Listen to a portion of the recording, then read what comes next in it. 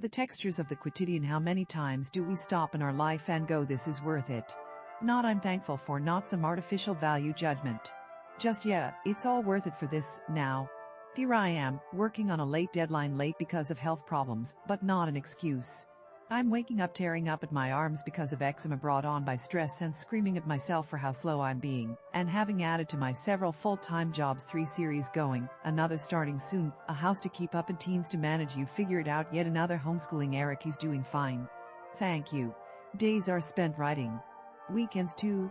Nights would be, if I could stay up that long, which I can't. There's the interruptions of seeing what Eric is doing absent, which he would major in comics and sandwiches. There's the cats who, keeping up with family trends recently, have just undergone several medical procedures. There's various medical appointments for self and Robert, and speech therapy for Eric, who is making remarkable progress. And there's those things that I think are the most important part of raising a teen. The times a kid comes to me with philosophical question or an historical idea, and I take time off and I discuss it with them. More course. This being the house it is, it often involves my pulling several books off the shelves to show the relevant passages. About once a week, somehow, in my copious spare time, I have to kick the troops into some sort of order and make them dust. The suggestion to just train D'Artagnan, aka the Butterpat, to rub himself on the floor daily and thus absorb the dust into his mop-like fur was vetoed. He'd only go and rub it all on my black sweaters or my sofas. If you get the impression I'm wood tighter than a really tight spring, you're right. Which is why moments of sheer "this is all worth it" shock me.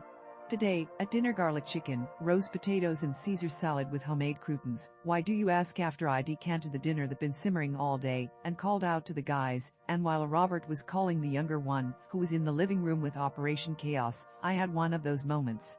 For just a second I saw us as we were from the outside. A geeky family, living for our various work and our books, and probably inexpressibly boring for anyone else.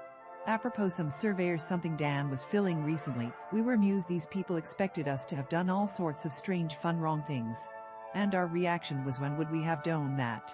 Mostly we read, work, talk to each other, and occasionally have very tame fun together as a family, our latest craze being games of mini-golf on weekend nights. And then we looked at each other and went, oh boy, are we boring. Our days border on mind-bogglingly routine. Excitement around here happens when the new delivery from Amazon arrives. And yet there at our dinky kitchen table, as Eric dragged his lousy little behind in to dinner, I realize this is the good stuff. This is what's important. This is what I would die for, in a minute. I've lived for at least some time in 3 continents and several countries. I've seen the sights people talk about.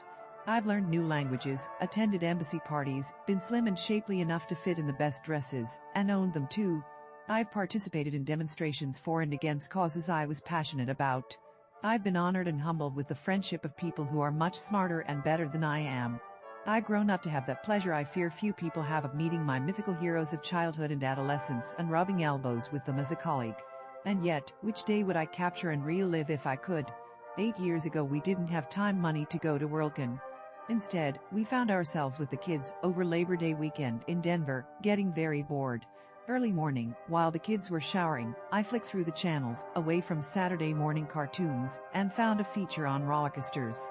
They talked about this amusement park in Denver, not Six Flags whatever it's named now, or Water World, or one of those.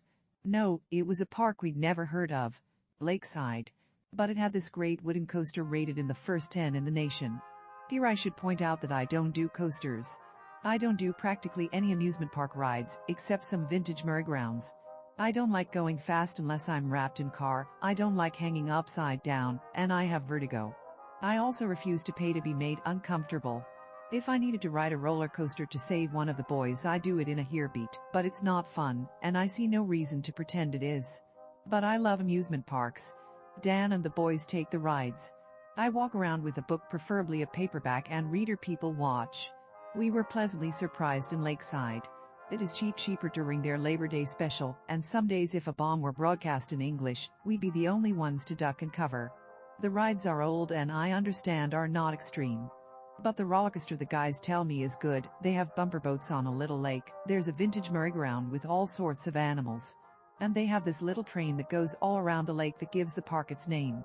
At night they illuminate the towers at their entrance, which look like something out of a 19th century Arabian fantasy, and probably are. The park is that old. The guys had so much fun. And so did I, watching them. We close with a ride around the lake in the little train at night, with the lights reflecting in the water.